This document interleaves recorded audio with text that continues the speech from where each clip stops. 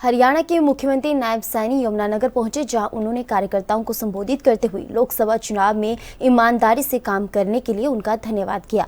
साथ ही कार्यकर्ताओं का आह्वान किया कि वह अगले 3 महीने में होने वाले चुनाव के लिए तैयार रहें। उन्होंने कहा कि कांग्रेस के पास सिर्फ झूठ का सम्मान है, वह भ्रम की स्थिति पैदा करते हैं। कांग्रेस अब अंतिम सांसें ले रही है। आने वाले चुनाव में कांग्रेस समाप्त हो जाएगी। सीएम सैनी ने भूपेंद्र सिंह हुड्डा को चुनौती देते हुए कहा कि वह अपने कार्यकाल में 10 वर्षों के दौरान हरियाणा के बेरोजगारों को कितनी नौकरियां दी है, इस पर श्वेत पत्र जारी करें। इस दौरान कृषि मंत्री कंवरपाल ने कहा कि पिछले 9.5 वर्षों में बीजेपी सरकार ने सभी कार्य किए हैं।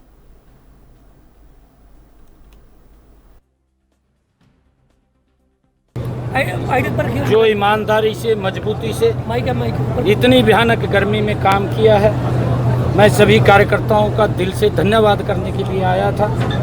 आगे भी, क्योंकि 3 महीने के बाद चुनाव है, उस चुनाव के अंदर भी हम सब ने लगना है। मैंने कार्यकर्ताओं से एक बात कही है कि कांग्रेस के पास बोलने के लिए कुछ नहीं है। कांग्रेस की दुकान में झूठ का सामान भरा पड़ा है और वो एक से एक झूठ बोल करके लोगों में भ्रम की स्थिति पैदा करते हैं। अब उनके चेहरे का नकाब जनता के बीच में जाकर के उतारना है।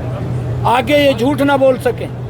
ये कभी बोलते हैं कि आप हमें वोट दो, घर घर जा कर के उनके फार्म भरते हैं कि 8,500 रुपया हर महीने आएगा।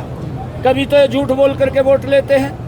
कभी बोलते हैं कि संविधान खतरे में हो जाएगा, नरेंद्र मोदी जी प्रधानमंत्री बनेंगे।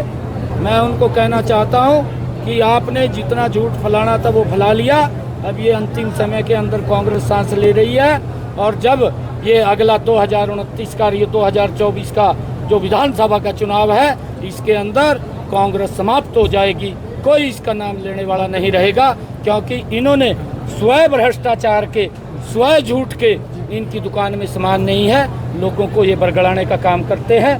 उसको लेकर के मैंने कार्यकर्ताओं को सचेत किया है कि वो जो कांग्रेस का ये छद्म युद्ध है, ये झूठ बोल करके वोट लेते हैं, उस झूठ का